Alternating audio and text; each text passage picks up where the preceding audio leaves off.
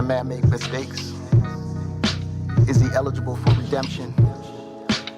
Will it really hurt your spirit to make this one exception? If I did you wrong, am I wrong for doing you wrong? If we get back on and make a promise to get along, would you take me back? My bad, I'm back. Would you take me back? My bad, I'm back. Yo, what's happening? It's the Big D. For the Big D Show, we are back again today with the Divorce News Daily segment. You know how we do, we get down with this information and we try to break it down and see what we come up with. So we're going to do a little bit more of that today. You know, I think the good word of the day is be open to, changes or thinking about other ideas. A lot of people, I'm just noticing, a lot of people formulate ideas and then they try to make everything fit the idea that they've formulated, right? And that really shouldn't be the way that we work. We should have an open mind, learn about, other things so that we can have a full life, we can have a fully enriched knowledge base so that we can make good decisions, right? So when it comes to the Big D, comes to the Big M, marriage and all of that, I think our judgment gets clouded a little bit by the formulation of ideas prior, right? So, I want this type of woman, I want this type of dude, I want them to have this particular, amount of money. I want them to have a house, and I want them to have a car. I want them to have all of these things or whatever.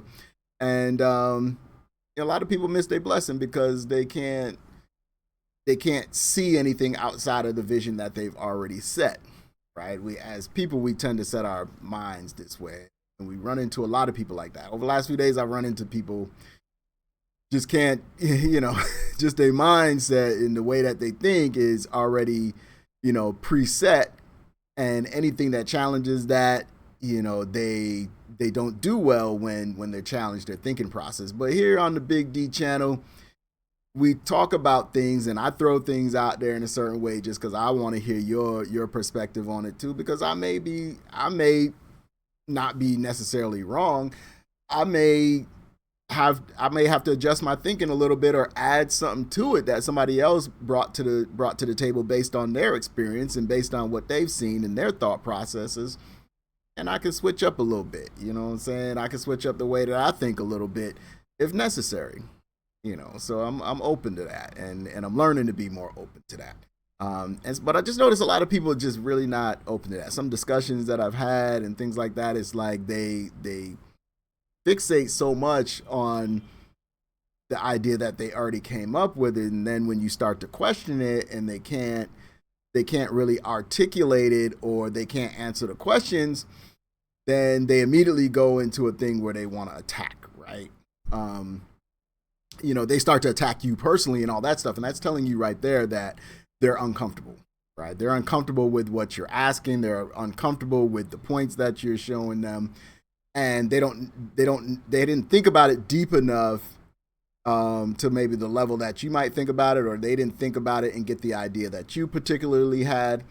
And so that goes to the ego, because now they feel like, instead of feeling like, I'm getting more information, they feel like I'm being attacked and I have to say that I'm wrong, and I don't want to say that I'm wrong. And that's the wrong way to look at it. I think we all have to kind of gather as much information as we can get and then take that information and make adjustments to our thinking, right? So someone, sells you a car or whatever like that, and then your friend comes along and says, hey, I heard that car has certain problems with the engine or whatever, so you might want to look at that. And then you because you fell in love with the car or whatever, and you already bought it and put your money in it, now you tell your friend you don't know what you're talking about. The car is great. No, you're going to think about it like, okay, this is new information that came in. You're going to probably ask them a few more questions like, hey, well, what did you hear about it? Or, is it this or is it that? Or what should I be wary of? Maybe I need to go to a mechanic, make sure, let me go take it over there, just make sure that everything's cool, right? Instead of being arrogant about it and thinking like, well, I bought the car and I did all the research, so, why are you telling me anything about this? It becomes a challenge. And I think that jumps into our relationships in a certain way too, because we we might be doing that with our spouse or our significant other, right? We might be hard-headed and not willing to listen and not willing to understand what the person is saying, and it's going to lead to arguments. It's going to lead to misunderstanding. It's going to lead to a person feeling like, hey, I love you, I'm trying to help you, and you're not willing to listen to me. You don't value what I bring to the table. It's kind of like, I remember an incident like when I was getting,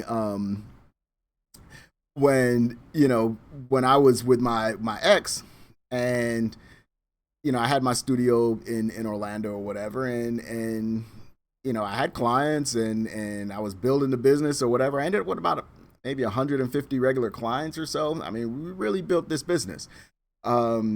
And it was going well. Music was coming out of there or whatever, and I didn't get rich or nothing like that. It was still a struggle sometimes because you just got to maintain the business. You got to buy more equipment. You got to buy this. You got to stay on top of things. And but my ex-wife couldn't see it as me owning a business because it's a studio. I'm just playing, or it's just a hobby, but it's making money. It's like, I think my first 8 months, I was already profitable in my first 8 months. I got basically all the money I had spent even prior to opening the studio, the equipment that I bought prior. Like, I got all that money back in 8 months. And so as the years went by, it's like, okay, this is a profitable business. Maybe we need to make it more profitable or find more ways to make money out of it. It wasn't like today where you had distribution and all that kind of stuff where you could just put your music out. You had to go to labels and all that stuff and try to get your music out or whatever. There were a lot of gatekeepers, but she couldn't understand. She couldn't understand that since I didn't get up in the morning and go to someone else's establishment, that meant that I was not working. And I couldn't get her to understand for the life of me that I'm self-employed, even though she was self-employed. And but she went to an establishment and worked there. I got up and went to my office the same way. So, it wasn't like it was in my house or something. I went to my office. You can see it. You can walk in and see it. You walk in and you see my clients. You see people there and you hear the music. So it's like, and they're paying, but she could not in her mind accept from me that it was a business. And then one day she tells me that that the guy who ended up being her lawyer, he's a client of hers actually, in the divorce. She's like, oh, I understand now that you have, that this is a business. And it kind of shocked me. And I was like, oh, okay, why did you come to that conclusion? She's like, well, such and such, this lawyer or whatever, is like, he explained it to me. He said to me, like, the same way you come here and you cut hair and this is your business is the same, the same passion that you have for that, your husband has for his music and the studio. And when he goes there, it's a business. It's his business. And so she understood it. And she's like, she got it right away from him. And I'm like, but you didn't want to hear it. You wouldn't accept it from me for whatever reason. Is like, you wouldn't accept from me that it was a business. But this guy can tell you one time that, explain it to you one time and you got it. Like, even though you could see it. So people formulate ideas in their mind, right? They formulate ideas in their mind and they're not willing to accept it until they actually just absolutely have to, or someone else tells them, right? So I think in marriages, this is a big problem. This is something that that hurts the communication. Just the mindset of being, you can communicate. And I think a lot of people say, okay, you don't communicate with me, but how are your communication receptors? I think that's an important thing that we have to talk about, is that just because, you're not hearing what a person says does not mean that they're not communicating with you. Maybe you're not receiving the communication. This is something I don't think that we hear talked about a lot. So, on the Big D channel, this is what we do. We talk about things that are a little different. I try to give my perspective on it, and I want to hear your thoughts on it. So get in the comments, like, subscribe, whatever, get in the comments, holla at me, talk about certain things or whatever. Maybe I'll put it in the show or whatever comments we get. Maybe we'll start to incorporate that into the show a little bit. But let's jump in here and let's see what our first story is, because I've been going on a little bit here, almost 10 minutes now. This is from the Divorced Men Reddit here. It is the soon-to-be ex-wife dad wants to help pay the mortgage for her so she can stay in our house. Would his payments to her reduce spousal support calculations? Okay, so this is a very interesting question, right? So let's see. It says, I'm in the early process of getting divorced. Haven't gone through mediation as it's still very fresh. I want to sell the house as soon as possible and split the proceeds 50-50. But my soon-to-be ex-wife asked me in a letter yesterday to allow her to live in it until she decides she wants to sell.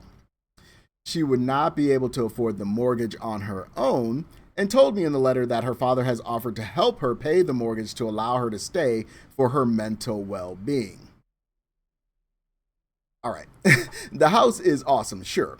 But even putting aside the fact that this effectively withholds hundreds of thousands of dollars in cash from both of us until she decides to sell, the house is worth around $1.3 million with $430,000 left on the mortgage. Wouldn't her father's payments to her be counted as unearned income or reoccurring gifts? And wouldn't that then reduce my spousal support calculations, which haven't been completed yet? I reminded him of this and haven't spoken to her yet. She's currently on hold for SI at the hospital. And I don't know exactly what that is. Not skipping my mind at the moment what an SI would be. It could be a bunch of things. And he seemed to acknowledge that I was right. Even thanked me for telling him, noting him I could have taken advantage. But now he's planted the idea in her head that she deserves a free pass to live here until she feels like moving out. I'm fine with her living in the house with our kids until it sells. I'll be very close by, but I want to list it immediately because there's no guarantees it will sell quickly anyway. I just want to pay her what I owe without complicating it so we can all move on. Okay, so this is a very common scenario, right? Where you get into a situation where finances are involved and now a house is involved. And in this situation of the big D, a lot of times the house has to be sold and then maybe the proceeds from the house is split 50-50, just depends on what the arrangement is. So it looks like that's what they got going on here. I'm not a lawyer, so I'm not going to tell you what they should do or should not do. But I hear a lot of things in this conversation. The things that I would take into mind is, number one, she wants to live in the house. So that's saying that there's going to be a continued attachment between her and the ex, right? This man here and his wife are going to have, or his soon-to-be ex-wife are going to have this attachment that's always going to be there. They always have the kids, so that's there. But there's always going to be that little thing there where maybe he might grow resentful because she can't get to the point where her salary or whatever will allow her to actually even afford the house. And I'm pretty sure that he's not going to be living there. So now he's probably going to have to be living somewhere else, paying his own rent or whatever. Maybe he bought another house. Who knows? He's got to be paying all of his own bills, plus helping her, with spousal support, plus probably child support. And and then she's got her father who can help her as well. So she doesn't sound like somebody who's going to be in a financial position where she's going to be able to be able to afford this house at any time soon. It's $1.3 million, right? There's about $430,000 left on the mortgage.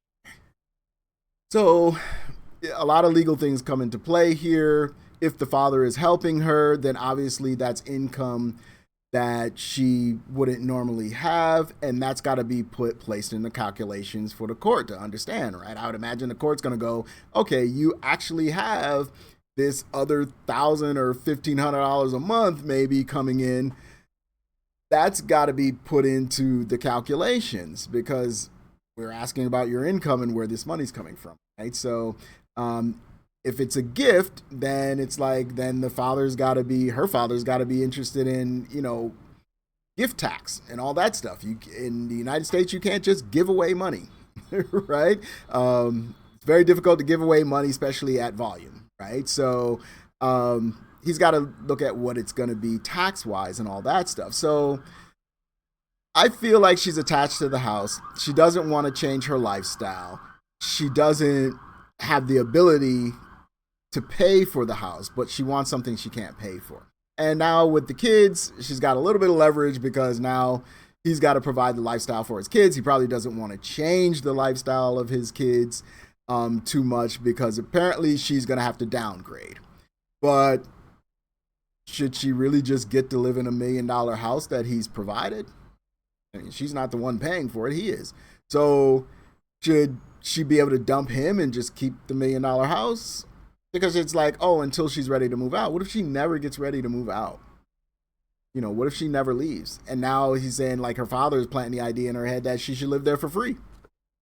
You know, so he should just pay for her to have $1 million house, and you know, and he's got to go live in an apartment or something somewhere, and he's paying for $1 million house while she's probably bringing dudes to the house and stuff. So that's crazy. So I look at it like, listen, sell the house.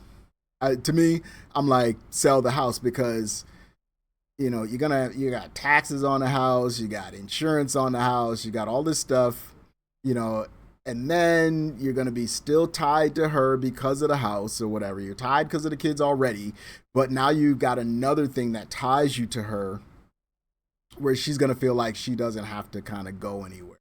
So, I feel like this is a situation where you just got to kind of let go. Right? So, I don't think that that's ever going to work out for them. I feel like they just need to cut ties. I think that's the best thing that he. Let me go pull up the rest of these. I think I didn't properly or whatever. Let's go ahead and get these to open here. I'm gonna close this really quickly. Grab this and move it to the side over here. Okay. All right, hopefully that's set up correctly for me there. Yeah, so let's move on to our next one here. Let me pull up this screen here, just make sure everything looks right. Yes, everything looks okay. So, all right, so yeah, so this one, Haunting Anything 57 says, am I the only one that wishes my husband would leave me? Okay, that's an interesting take, right? So it's a vent. This one, she's venting or ranting a little. So it says, we've been together for 20 years and have 3 teenagers. I wish I was selfish enough or had the courage to just leave. I often wish that he would meet someone else and leave me. I told him I want a divorce, but I'm so scared to do it. 2 of our kids are in high school and still have a few years left before they leave for college. I wanted to wait until they left because I felt it would be easier for them. But I also think I may cause them more trauma seeing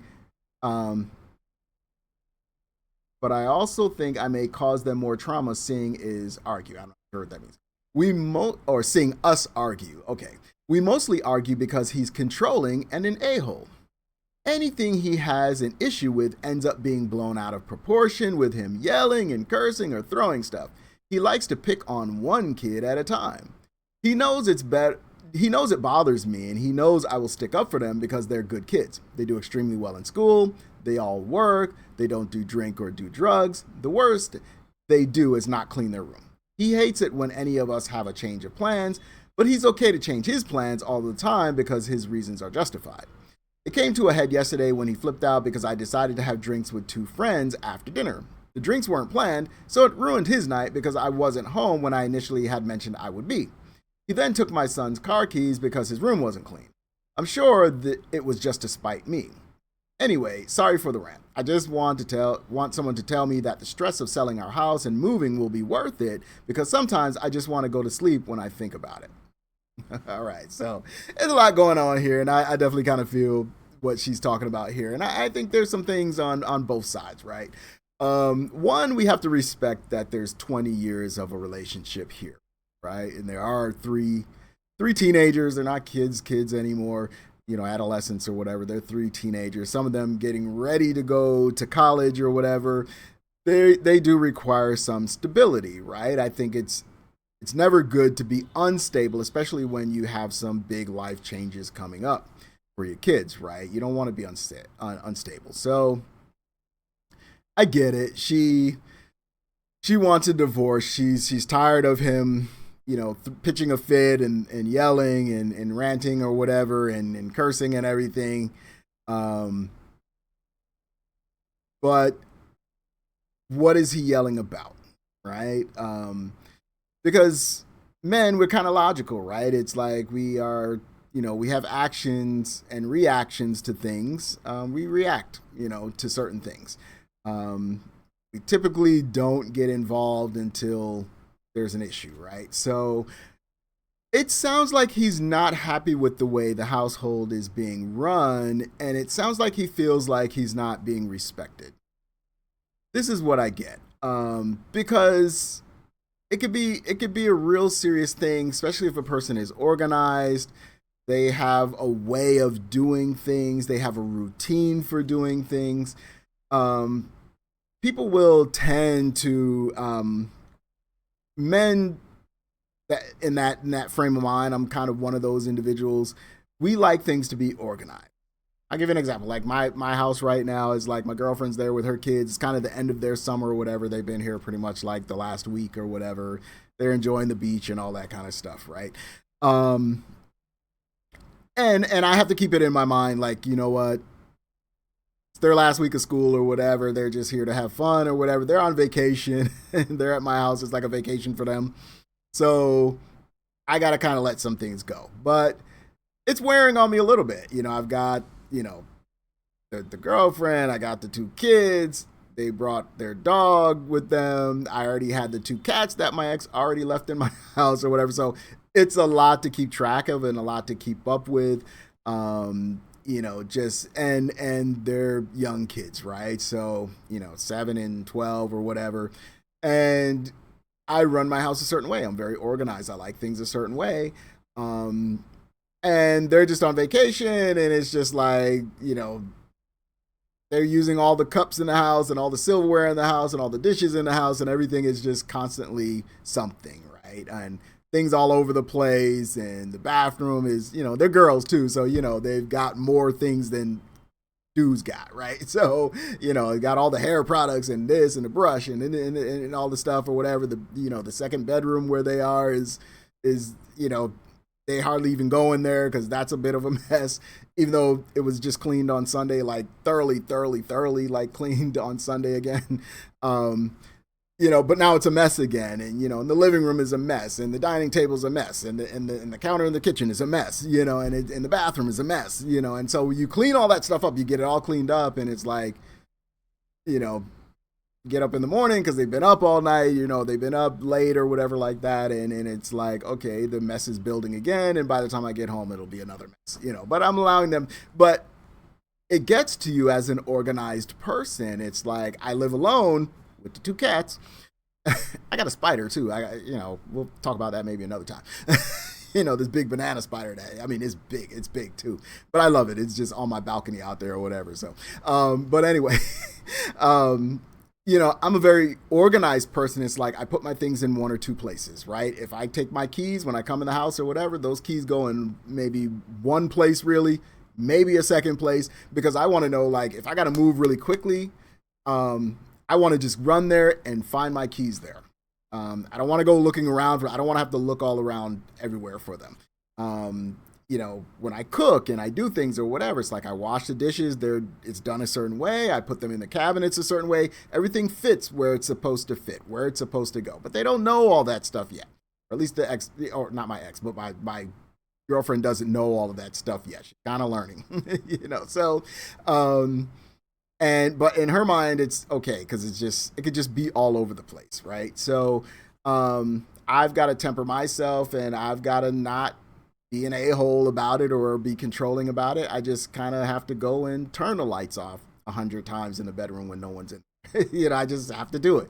But it wears on men. So, and if you feel like your home is not being respected, then eventually you're going to say something like, hey, gotta respect the house. I love you being here, but you gotta respect the house. And it seems like, he wants the kids to keep their room clean.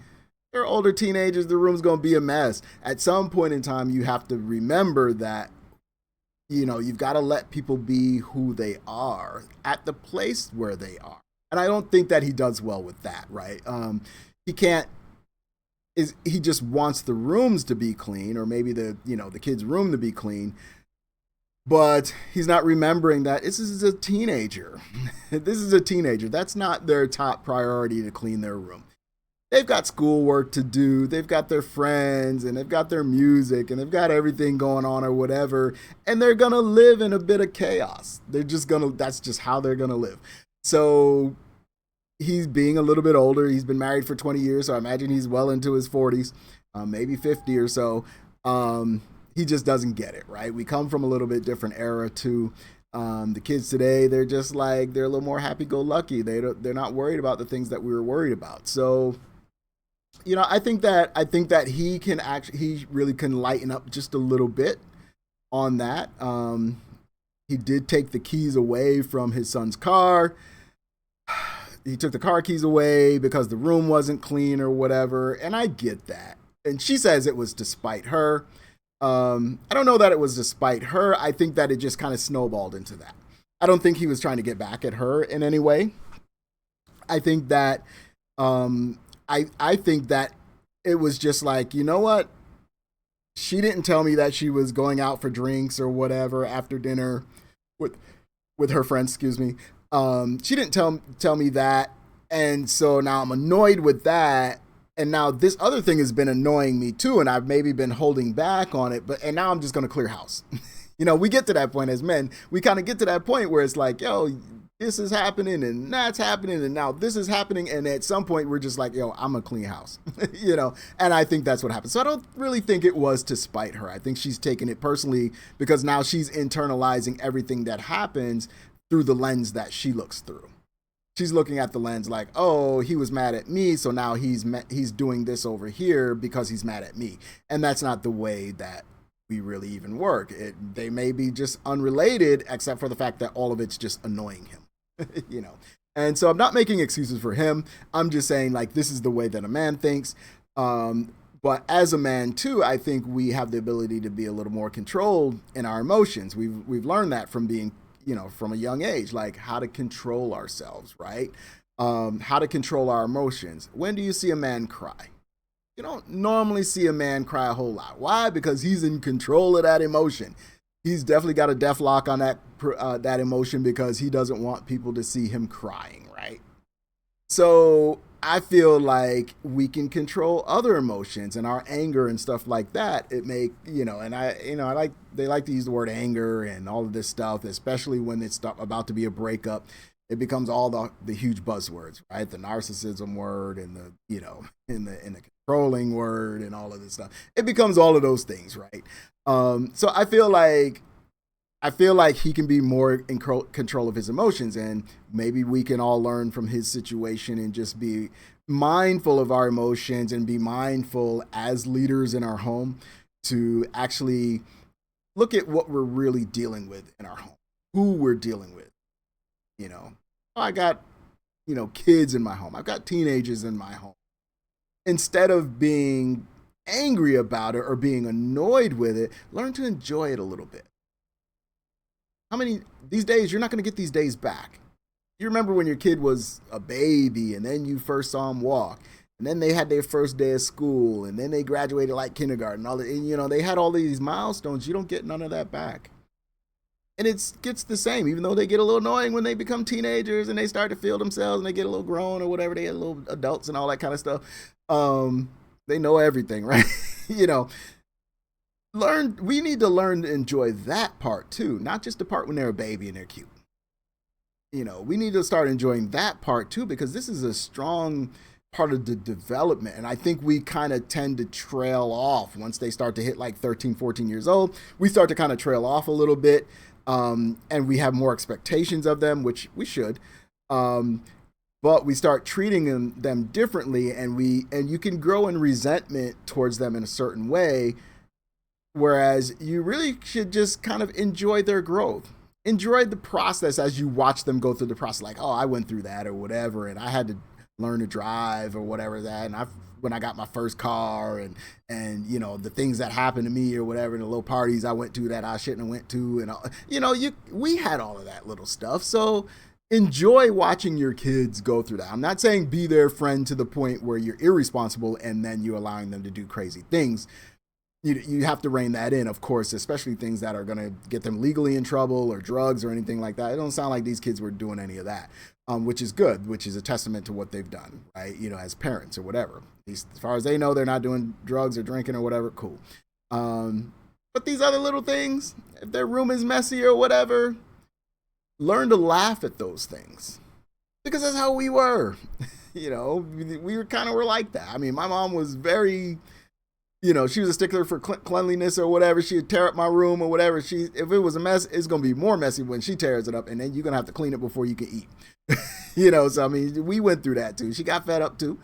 But, you know, there's a point where it's like, you got to be able to change your mind and as a man and not become, you know, controlling or abusive in the way that you come across.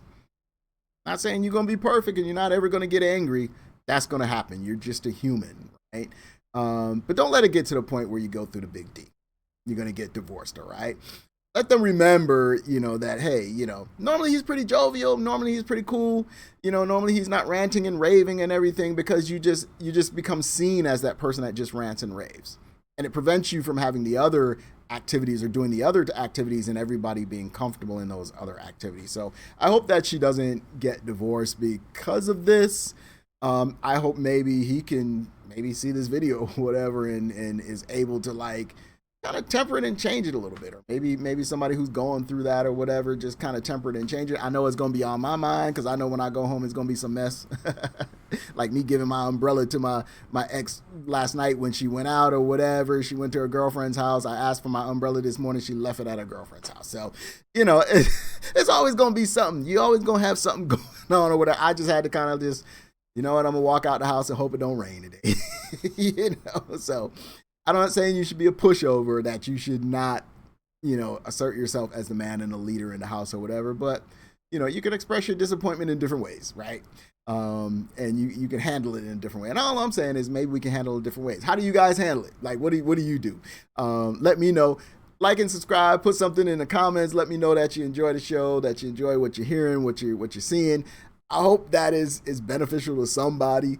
I'm going to keep going just because I like doing it. I think it's fun. It's getting me a lot of camera time too, and I'm feeling like, okay, I'm getting more comfortable with this. I got the equipment kind of where I want it to be at, and it's working. So I appreciate you hanging out with me. It's the Big D, Divorce News Daily segment of the Big D Show. Peace. Can a man make mistakes? Is he eligible for redemption? Will it really hurt your spirit to make this one exception? If I did you wrong, am I wrong for doing you wrong? If we get back on and make a promise to get along, would you take me back? My bad, I'm back. Would you take me back? My bad, I'm back.